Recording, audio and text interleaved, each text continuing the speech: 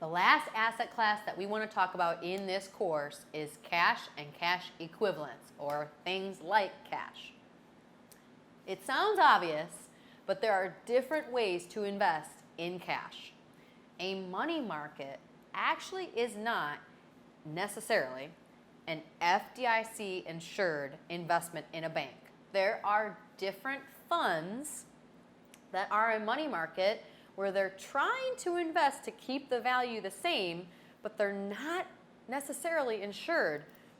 In 2008, money markets actually went down. So there's the money market in the bank, that's like a savings account, and then there's the money market that is traded in the form of a mutual fund.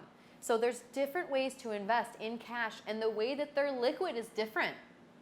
If you're buying in the money market mutual fund, you can't just take a debit card and get cash. Money markets in a bank, you can take a debit card and get cash. So they're very different. And another thing that people often think of as cash are CDs. CDs, or certificates of deposit issued by a bank, are not necessarily cash.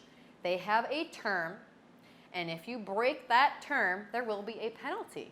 So CDs are a step up from cash. They're safe, but they're not super liquid like cash. Cash is a asset class in its own right, and it will have its own interest rate to represent that.